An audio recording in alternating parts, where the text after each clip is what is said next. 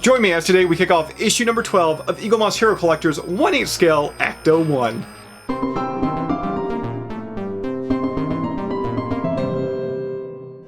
Hey everybody, Jason here of GhostbustersNews.com, and as always, Ghostbusters News right here on YouTube. And today, I'm back again as we crack open issue number 12 of Eagle Moss Hero Collector's 1/8 scale Ecto-1. And if you love this thing, and for whatever reason you don't have a membership and you're not building your very own, what are you doing? Be sure to sign up and start building your very own Ecto-1 today. We've got preferred links right down below in the description. Sign up, you will not regret it.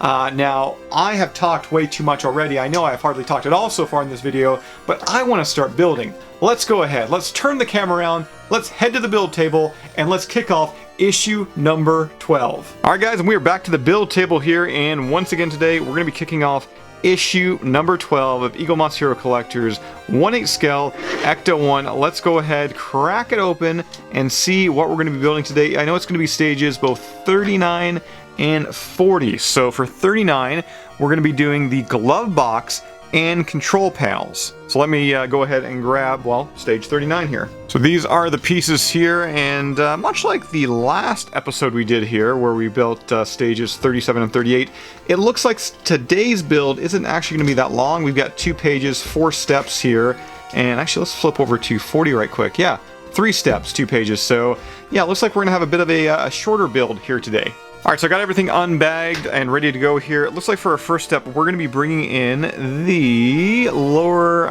panel here, dashboard panel, that we put together in the last video we did here on the Ghostbusters News channel. So let me size that up here just like it is in the instruction manual.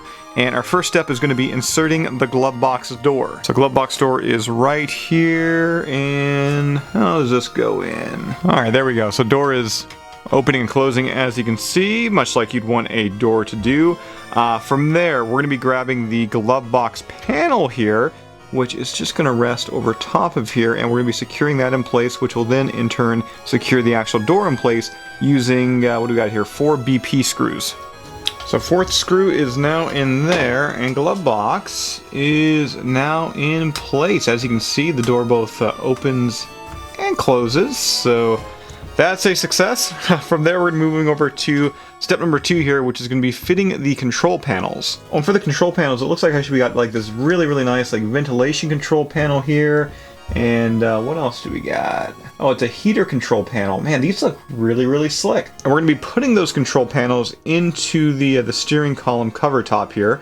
So there it is. So yeah, it looks like the first part we're going to be putting in there, once again, is going to be the ventilation control.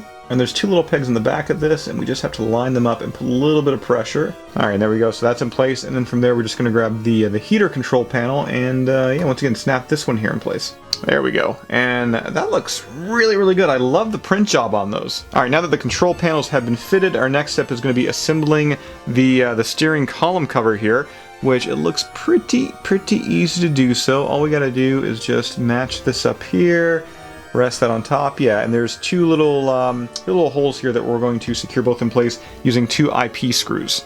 Alright, and there we go, guys. So both IP screws are in there, and man, that is looking really good. As I already mentioned, I love the level of detail there on the actual control panels. Look really slick. Now, the fact that we just assembled the steering column cover, our next step is going to be mounting the steering column cover to the actual, with the lower dashboard here. So let's angle this up just like they have it here, and I'm assuming everything is just going to slide right into place, hopefully.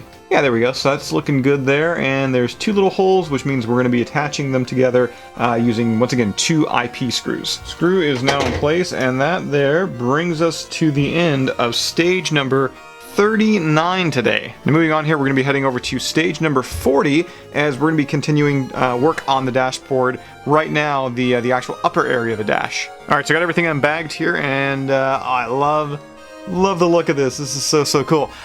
So the first step here is going to be grabbing the ammeter, and yeah, we're going to be pushing that into the circular slot right here there. Alright, so that's now in there, and from there we're going to be actually also putting the other one inside, but before I do so, to secure these in place, we actually have to run a, what do we got there, 1 EP screw in the back for each, so let me go ahead and secure this one in place before I run the next one in there. Okay, so we got the first emitter in place there, so we might as well go ahead and pop the second one in. There's actually a little peg, well, one little peg on the back of here as well. But make sure that you, align it properly and everything is nice and centered. There we go, that's looking good. So yeah, let's go ahead and run that other EP screw through the back. Okay, so we got the second one in place there, and once again, I love the look of those. Quickly falling in love with the level of detail that this Ecto-1 has, especially now that we're getting into like the actual interior details of the Ecto. Once again, just love it all around. Coming up next, we're going to be installing the spotlight handle, and looks like there's not going to be too much to this. I think it just actually pops right in here, I believe. Alright, so there we go. So the spotlight handle is now in place, and there was no screws required for that. It just popped right into place. Feels nice, feels secure. Let's move on to step number 3 here, which for step number 3 will be fitting the hydromatic quadrant. So finally insert the hydromatic quadrant into the dashboard upper panel, pushing the 2 pins into the pin holes. So once again, for this area, we're not going to need any screws. So give me a second, let me just pop this right into place. Okay, so with that, the hydromatic quadrant is now in place. And I'll be honest with you, I have no idea what a hydromatic quadrant even is, but yeah, today's build, very quick, very easy. Let's bring in kind of these 2 near complete pieces here. Actually, I shouldn't say near complete because there's still a lot to add on this upper area. But that's what our next video, I'm assuming, is for, or at least future videos, right here on the Ghostbusters News channel as we continue to build Eaglemoss Hero Collector's 1/8 scale Ecto-1. So that does it for today's video, guys. Issue number 12 is in the books. As I said at the top of the video, if you'd like to sign up for your very own membership to Eaglemoss Hero Collector's 1/8 scale Ecto-1, we've got preferred links right down below in the description. Click them and sign up today. As always, be sure to subscribe to Ghostbusters News here on YouTube. Bust that bell notification icon. If you'd like to help out Ghostbusters News, we do have a Patreon page. Link to that can be found right down below in the description. And I will see everybody right back here next time, Ghostbusters News here on YouTube.